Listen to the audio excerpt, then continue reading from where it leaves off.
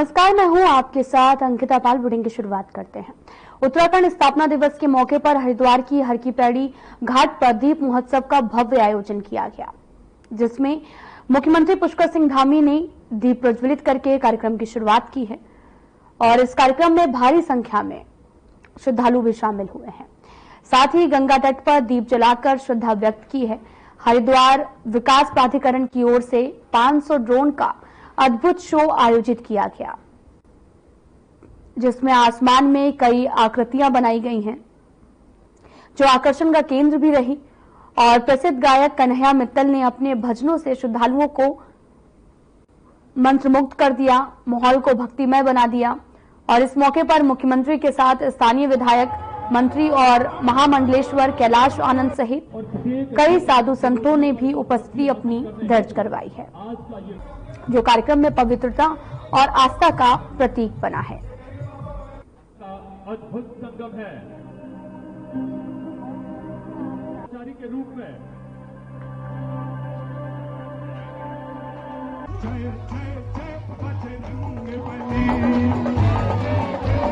प्रवेश कर गया है।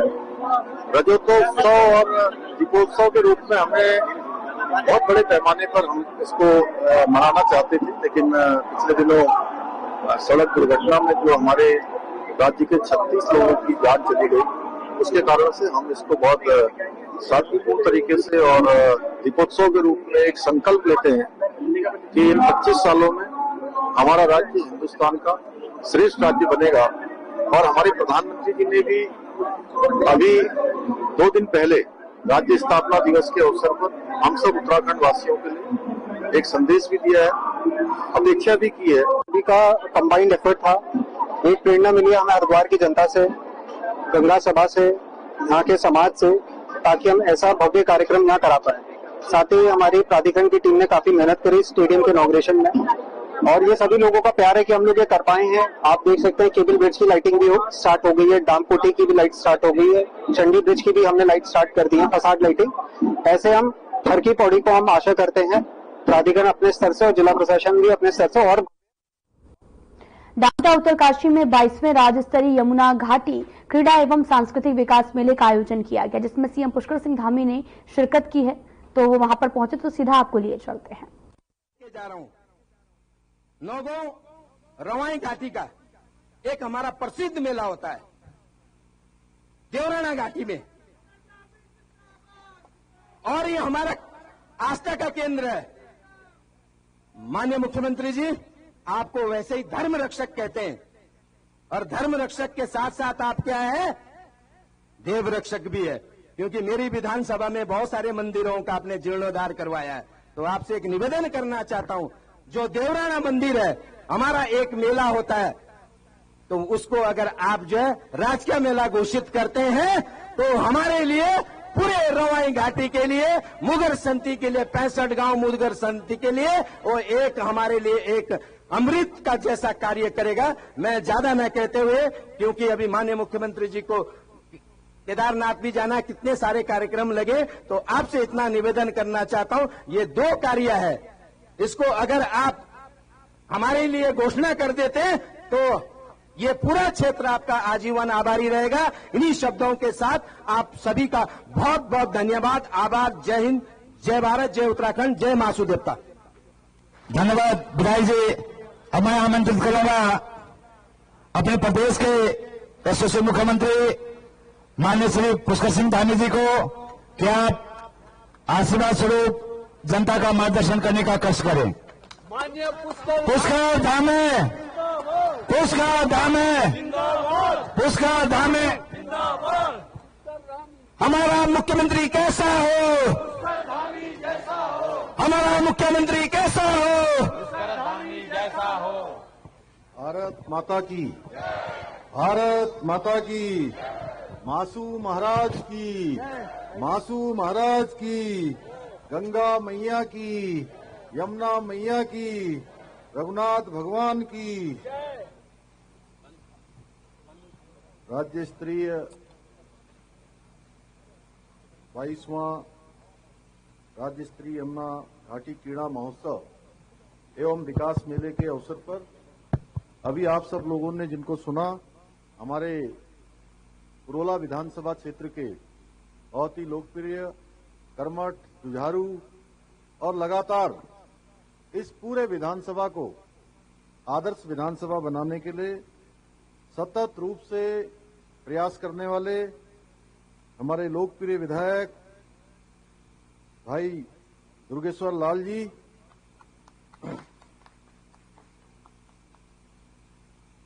भारतीय जनता पार्टी के सम्मानित जिलाध्यक्ष भाई सत्येंद्र राणा जी, पूर्व जिला पंचायत के अध्यक्ष और इस पूरे महोत्सव के संयोजक के नाते लगातार काम करने वाले श्री आदरणीय नारायण सिंह चौहान जी, बच्चन सिंह चौहान जी, अध्यक्ष मेला समिति, श्री दिनेश नौटियाल जी, मंडल अध्यक्ष, श्री चमन सिंह चौहान जी, सरदार सिंह राणा जी, बहन सुलोचना गौड़ जी, चतर सिंह चौहान जी, जगत सिंह चौहान जी, जबर सिंह जी, पूरण सिंह चौहान जी, कुशल चंद नौटियाल जी, दिनेश चौहान जी एवं हमारे मंच पर आसीन सभी पदाधिकारीगण, सभी मेले के संयोजन में अपना योगदान देने वाले सभी हमारे भाइयों एवं बहनों और बड़ी संख्या में इस यमुना घाटी क्रीड़ा महोत्सव एवं सांस्कृतिक मेले में प्रतिभाग करने के लिए आए हुए, दूर दूर से आए हुए सभी मेरे बड़े बुजुर्ग, सभी उपस्थित माताएं, बहनें और मेरे सभी युवा नौजवान साथियों, प्यारे बच्चों, हमारे पत्रकार मित्रों एवं छायाकार बंधुओं, मैं आज इस अवसर पर आप सभी का इस महोत्सव में आने के लिए और इतनी बड़ी संख्या में आप सब लोगों ने मेरा स्वागत किया है, अभिनंदन किया। हेलीपैड से मैं यहां तक आते आते सैकड़ों की संख्या में हमारे बड़े बुजुर्गों ने आशीर्वाद दिया, माताओं बहनों ने भी अपना आशीर्वाद दिया, मैं और मेरा स्वागत किया। मैं भी आप सबका अपने हृदय की गहराइयों से आपका स्वागत करता हूं, आप सबका अभिनंदन करता हूं, आप सबको प्रणाम करता हूं। और आज बहुत ही हमारा प्रसिद्ध त्योहार है। आज इगास, बूढ़ी दिवाली और देव दिवाली, इसकी भी मैं शुभकामनाएं देता हूं, बधाई देता हूं। भाई दुर्गेश्वर लाल जी कह रहे थे, पहले इगास, बूढ़ी दिवाली के कार्यक्रम में सार्वजनिक छुट्टी नहीं होती थी, अवकाश नहीं होता था। ये सौभाग्य भी आप सब लोगों ने मुझे मुख्य सेवक के रूप में काम करने का अवसर प्रदान किया, तो मुझे ऐसा लगता है कि हमारे ये त्योहार, हमारी जो परंपराएं, जो हमारे पूर्वजों के समय से हम सब जिनको मानते रहे हैं, वो और आगे बढ़नी चाहिए। इसको हमने सार्वजनिक छुट्टी के रूप में भी इगास पर्व को, बूढ़ी दिवाली को घोषित किया है।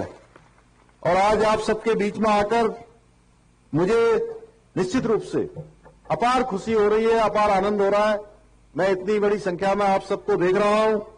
मैं इस आयोजन की सफलता के लिए जो हमारी यमुना घाटी क्रीड़ा एवं सांस्कृतिक विकास समिति की पूरी टीम को बहुत बधाई देता हूं, और साथ में इस क्षेत्र के हमारे कर्मठ, जुझारू एवं युवा विधायक मेरे छोटे भाई श्री दुर्गेश्वर लाल जी को भी मैं बहुत बधाई देता हूं, बहुत शुभकामनाएं देता हूं। इस भव्य आयोजन के माध्यम से आपने न केवल हमारे इस जनजाति और पिछड़े वर्ग के युवाओं की और नौजवानों की खेल प्रतिभाओं को एक सशक्त मंच प्रदान किया है, बल्कि ये हमारी समृद्ध विरासत से जुड़ने और उसे जानने के लिए भी एक अनूठा अवसर है, ये उपलब्ध कराया है।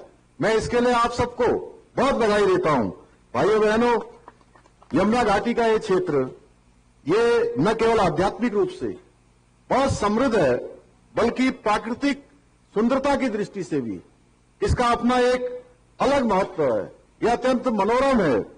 आज का यह समारोह हमारी यमुना घाटी की सांस्कृतिक विरासत और सामाजिक समरसता का प्रतीक है, जिसमें हम सब लोग मिलकर इतनी बड़ी संख्या में यहां पर इकट्ठे होते हैं और इस महोत्सव का आयोजन करते हैं।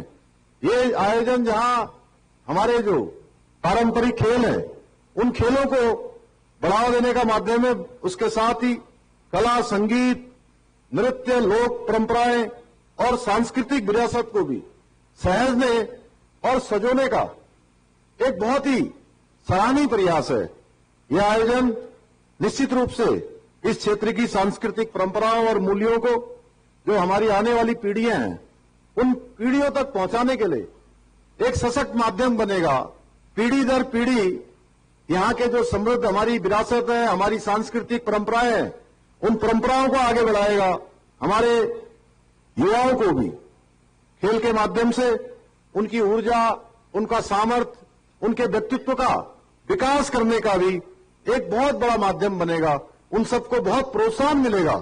भाइयों बहनों, मेरा मानना है कि ये जो खेल है ये संस्कृति का विकास का एक सशक्त, एक समाज का एक महत्वपूर्ण भूमिका आपस में जोड़ने में भी ये खेलों के माध्यम से हम जुड़ते हैं। एक दूसरे के साथ परस्पर समन्वय होता है, परस्पर मेलजोल होता है और इन्हीं सबको ध्यान में रखते हुए हमारी सरकार ने भी खेल गतिविधियों को प्रदेश के अंदर बढ़ाने के लिए, सांस्कृतिक गतिविधियों को प्रोत्साहित करने के लिए लगातार हम योजनाएं भी बना रहे हैं, लगातार ऐसे आयोजन भी कर रहे हैं, लगातार इसके लिए हम प्रयास कर रहे हैं।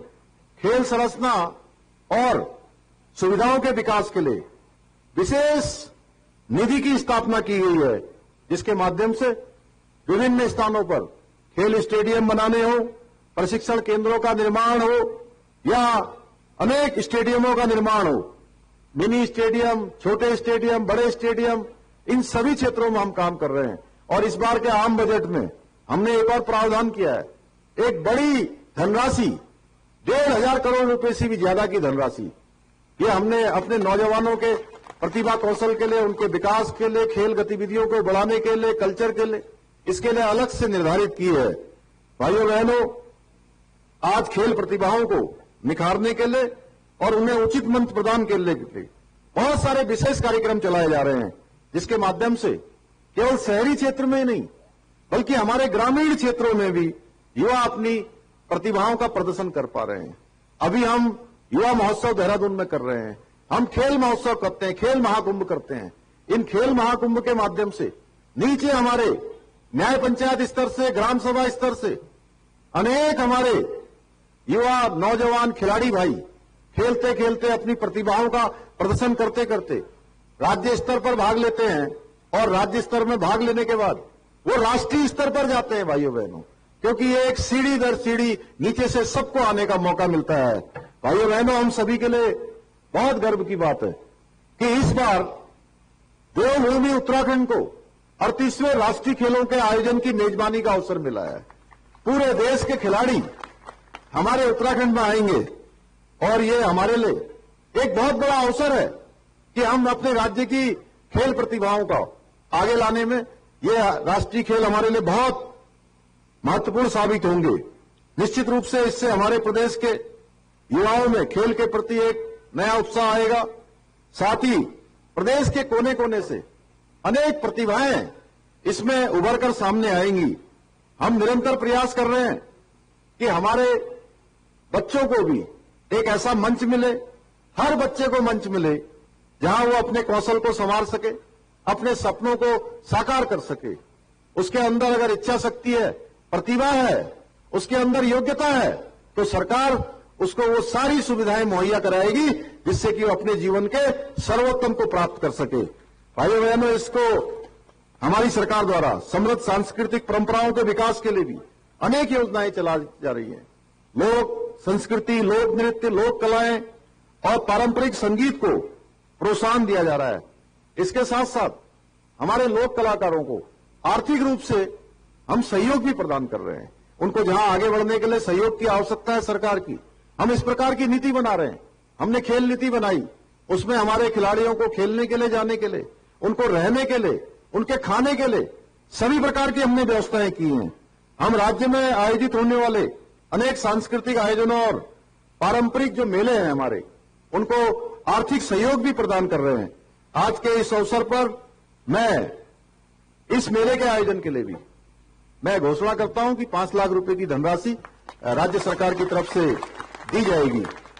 भाइयों बहनों, हमारी सरकार जनजातीय क्षेत्र को पिछड़े वर्ग के कल्याण के लिए शिक्षा के क्षेत्र में आर्थिक रूप से, सामाजिक रूप से उनको मजबूत करने के साथ साथ अनेक जो बुनियादी ढांचे हैं उनके विकास कार्यों को भी तेजी से आगे बढ़ा रही है। अगर मैं आपके पुरोला विधानसभा की बात करूं तो पुरोला विधानसभा उत्तराखंड का ऐसा विधानसभा क्षेत्र है जहां मुझे लगता है कि सबसे ज्यादा मुख्यमंत्री घोषणा अगर किसी क्षेत्र में हुई है तो पुरोला विधानसभा में हुई है। अब जब ये घोषणा की बात करते हैं तो मैं इनसे कहता हूं पहले पुरानी वाली घोषणाएं सब पूरी करवाइए। इतनी सारी घोषणाएं इन्होंने करवा ली है यहां पर। और ये विधायक जी जब भी आते हैं, जब ये विधायक जी, जब आप लोग सोचते होंगे कि ये कहां चले गए, एक दो दिन यहां नहीं दिख रहे हैं, तो एक दो दिन कहीं नहीं दिखते। ये इतने सारे पत्र लिखकर लेके आते हैं मेरे पास और घूमते रहते हैं सचिवालय में, यहां से वहां, वहां से यहां, और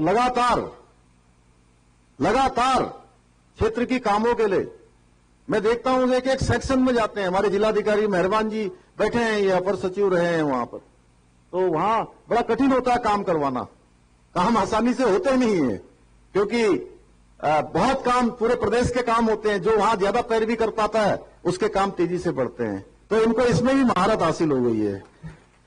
भाइयों बहनों, मेरा सौभाग्य है कि पिछले वर्ष कृष्ण जन्माष्टमी के दिन हरिपुर यमुना तीर्थ स्थल को पुनः स्थापित करने की प्रक्रिया यही हमने शुरू की है और इसका शिलान्यास करने का भी मुझे शुभ अवसर प्राप्त हुआ है। अभी नारायण सिंह चौहान जी बता रहे थे, पिछली बार मैं पहले भी यहां आना चाहता था, आप सब लोग मुझे कई बार बुलाने के लिए आए, और सच बताऊं तो ये संजोग बनता है जब जहां जाना होता है तभी वहां व्यक्ति पहुंच पाता है। मेरे मन में बहुत इच्छा थी, हाँ ये जरूर था कि मैं आपके बीच में उस समय सशरीर नहीं आ पाया, लेकिन वहां से चौहान जी को मैंने बोल दिया कि अब चौहान जी ने कहा कि संन्यास नहीं लूंगा, बिल्कुल नहीं तो जो है तो इन्होंने जितने भी पत्र मुझे दिए मैंने कोशिश करी कि वो सारे काम आपके धरातल पर उतरें। और इसी प्रकार से हम यमुना जी में हमारी योजना है कि श्री कृष्ण यमुना तीर्थ सर्किट, इसका बृहद निर्माण करने की है, जिसके अंतर्गत यमुना जी पर भी बहुत विभिन्न प्रकार के घाट बनाए जाएंगे। इन घाटों पर जैसे हरिद्वार में, ऋषिकेश में, देवप्रयाग में या अन्य स्थानों पर जो विशेष आरती का आयोजन हो रहा है, उसी प्रकार यहां पर भी विशेष आरतियों का आयोजन किया जाएगा। इससे पूरे क्षेत्र का जहां समुचित विकास होगा, उसके साथ साथ यहां पर्यटन की संभावनाएं भी बढ़ेंगी।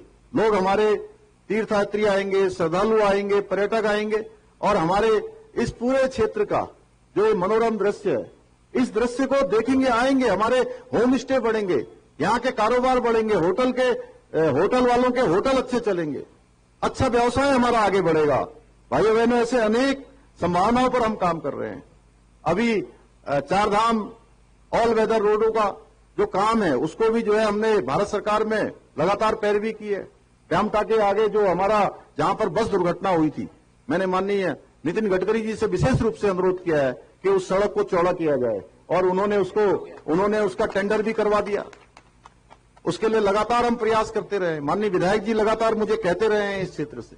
ऐसे अनेक काम है। अभी नारायण सिंह जी ने कहा कि ट्रेन की बात है, निश्चित रूप से आपने कहा है, मैं इसको भी भारत सरकार में प्रेषित करूंगा कि इसका इस प्रकार से सर्वे हो जाए। भाइयों बहनों, हमने उत्तराखंड का समग्र विकास सुनिश्चित करने के साथ ही प्रदेश के अंदर बहुत सारे कठोर और ऐतिहासिक निर्णय लिए हैं और ये ऐसे निर्णय हैं जिनको पहले की सरकारों ने ठंडे बस्ते में डाल दिया था। जो देवभूमि के लिए जरूरी था वो काम हम लगातार कर रहे हैं। और मैं आप सबको आज इस अवसर पर यह भी कहना चाहता हूं, जहां भी जैसी भी जरूरत होगी, राज्य के हित में जो भी निर्णय लेना होगा, हम उससे 1 इंच भी पीछे नहीं हटेंगे। चाहे और हमने आपने देखा होगा पीछे के समय में, चाहे प्रदेश के अंदर यूसीसी का कानून पास करना हो या देश का सबसे कड़ा नकल विरोधी कानून लागू करना हो। उसके कारण से हमारे युवा, हमारे बेटे बेटियां, भाई बहन जो परीक्षाओं में बैठते थे हर बार, लेकिन उनका चयन नहीं होता था। उनका रिजल्ट आता था तो उनका नाम नहीं आता था। क्यों नहीं आता था नाम? उनके अंदर योग्यता भी थी, प्रतिभा भी थी, क्योंकि नकल माफिया उनके भविष्य के साथ खिलवाड़ करते थे। कभी प्रश्न पत्र लीक कर देते थे, कभी पेन ड्राइव से नकल करवा देते थे, नकल करने के नए नए तरीके ढूंढ लेते थे, पूरा का पूरा पेपर आउट हो जाता था। भाइयों बहनों, जिनको पास होना चाहिए, जब रिजल्ट आता था तो उनका कहीं नाम नहीं आता था। नाम उनका आता था जो नकल माफिया के साथ साठगांठ करते थे, जो रिश्वत के साथ मिले होते थे, अपराध में शामिल होते थे। हमने इस प्रथा को तोड़ा है, इस अपराध को उत्तराखंड के अंदर जड़ से समाप्त किया और नकल माफियाओं के खिलाफ कड़ी कार्रवाई की। 100 से ज्यादा नकल माफियाओं को जेल के सलाखों के पीछे भेजने का काम किया है। और इस नकल के कानून के लागू होने के बाद प्रदेश के अंदर तेजी से भर्ती हो रही है। आप देख रहे होंगे, अभी पीसीएस परीक्षा का परिणाम आया है। हमारे इस जनपद के, उत्तरकाशी जनपद के भी, हमारे आसपास के भी बहुत सारे युवा भाई बहन उस परीक्षा में उत्तीर्ण हुए हैं। उस परीक्षा में उनका भी नाम आया है। अब परीक्षाओं का कैलेंडर जारी हो रहा है और परीक्षाएं समय से हो रही हैं, बिना किसी नकल के हो रही हैं, पारदर्शिता के साथ हो रही हैं। उसी का परिणाम है कि पिछले 2.5 सालों में 18,500 से भी ज्यादा हमारे प्रदेश के युवा भाई बहनों को नौकरी मिली है और पारदर्शिता के आधार पर मिली है। भाइयों बहनों, यह क्रम हमारा आगे भी चलने वाला है, यह अभियान हमारा चलने वाला है। हमने संकल्प लिया है कि देवभूमि उत्तराखंड के अंदर जितनी भी नौकरियां खाली हैं, जितने भी पद खाली हैं, रिक्तियां हैं, उन सभी पदों को भरेंगे। उनमें सब में हमारे युवा भाई बहनों को सबको अवसर देंगे। भाइयों बहनों, इसके साथ ही हमने धर्मांतरण रोधी हो, दंगा रोधी कानून हो, ये सारे कानून बनाए हैं जिससे देवभूमि उत्तराखंड की जो सांस्कृतिक हमारी विरासत है वो सुरक्षित रहे, इसका मूल स्वरूप खराब न हो। हमारी सरकार ने हमेशा प्रदेश की सुख शांति को और सुशासन को प्राथमिकता दी है। इसके साथ ही हमने लैंड जिहाद हो या लव जिहाद हो, इसके खिलाफ भी अभियान चलाया है और 5,000 एकड़ जमीन पूरे उत्तराखंड के अंदर कहीं पर हरी चादर चढ़ा दी जाती थी, जमीन पर कब्जा कर दिया जाता था। भाइयों बहनों, हमने उस हरी चादर और ऐसी पीली चादरों को हटाने का काम भी किया है, अतिक्रमण मुक्त करवाने का काम किया है। यह अतिक्रमण मुक्त का अभियान हमारा अभी रुकने वाला नहीं है, इस अभियान को हम आगे चलाएंगे। इतना ही नहीं, हमने दंगा रोधी कानून भी बनाया है। अब कोई भी दंगा करेगा, प्रदेश के अंदर तोड़फोड़ करेगा, मारपीट करेगा, सरकारी संपत्ति होगी, निजी संपत्ति होगी, किसी को नुकसान पहुंचाएगा तो उस नुकसान की एक एक पाई की भरपाई भी उसी दंगा करने वाले से सुनिश्चित की जाएगी। हमने थूक जिहाद के खिलाफ भी कड़ी कार्रवाई करते हुए हमने स्पष्ट कर दिया है कि देवभूमि की महान संस्कृति से कोई भी खिलवाड़ करेगा तो उसके खिलाफ हम सख्त कदम उठाएंगे। शीघ्र ही हम राज्य के अंदर एक सशक्त भू कानून लाकर राज्य के मूल स्वरूप को छेड़छाड़ करने वालों के खिलाफ भी हम कड़ी कार्रवाई सुनिश्चित करेंगे। मैं आज इस मंच से अपने यमुना घाटी के सभी युवाओं से निवेदन करना चाहता हूं कि अपनी सांस्कृतिक धरोहर परंपराओं को सजोने में, इस विरासत को आगे बढ़ाने में अपना सक्रियता से सभी योगदान सुनिश्चित करें। अंत में, चूंकि हमारे विधायक जी ने कहा है कि यहां पर एक पॉलिटेक्निक की आवश्यकता है, मैं निश्चित रूप से इसका आकलन करवाऊंगा, क्योंकि मैंने उनको पहले ही अभी कहा था इस पॉलिटेक्निक के लिए जो भी कार्रवाई होती है उसको आगे करेंगे। अगर यहां पर पॉलिटेक्निक के लिए अगर कोई व्यवस्था बनती है तो निश्चित रूप से हम इसको करेंगे। और साथ में जो विकासखंड नौगांव के रवाई घाटी में 65 गांवों के आराध्य देव श्री रुद्रेश्वर महादेव के डांडा देवराला को भी राजकीय मेले के जो हमारा संस्कृति विभाग का कैलेंडर होता है उस कैलेंडर में स्थान दिया जाएगा। मैं साथ ही आज आप सबसे यह भी कहना चाहता हूं कि आप सब खेलों के माध्यम से न केवल अपनी शारीरिक क्षमता को बढ़ाएं, बल्कि एकता, अनुशासन और टीम वर्क जैसे अनेक महत्वपूर्ण कार्य हैं, उन सभी महत्वपूर्ण गुणों को भी आत्मसात करें, क्योंकि हम यूनिटी के साथ आगे बढ़ सकते हैं। आज राज्य हमारा विकास की गति को पकड़ चुका है, अब उस गति को रुकने नहीं देना है, उस गति को आगे बढ़ाना है। और हमने जो राज्य को हिंदुस्तान का श्रेष्ठ राज्य बनाने का संकल्प लिया है। अभी 2 दिन पहले हमारे प्रधानमंत्री जी ने राज्य स्थापना दिवस पर जो हमको संदेश दिया है कि आने वाले जो 25 साल हैं, क्योंकि 25 साल में हमारा राज्य प्रवेश कर गया है, अब हमें अगले 25 सालों में उत्तराखंड को शिखर पर पहुंचाना है। उस शिखर पर पहुंचाने के लिए हम सबको योगदान देना होगा। बाबा केदार के धाम से ही माननीय प्रधानमंत्री जी ने कहा था कि ये जो 21वीं सदी है और 21वीं सदी का ये जो तीसरा दशक है, ये उत्तराखंड का दशक होगा। उसको उत्तराखंड का दशक बनाना है भाइयों बहनों। इसलिए मैं आप सबको यह आह्वान करता हूं कि हम सब लोग एक यूनिटी के साथ, टीम वर्क के साथ, अपने परंपराओं के साथ लास्ट बुलेटिन में इतना ही। नमस्कार।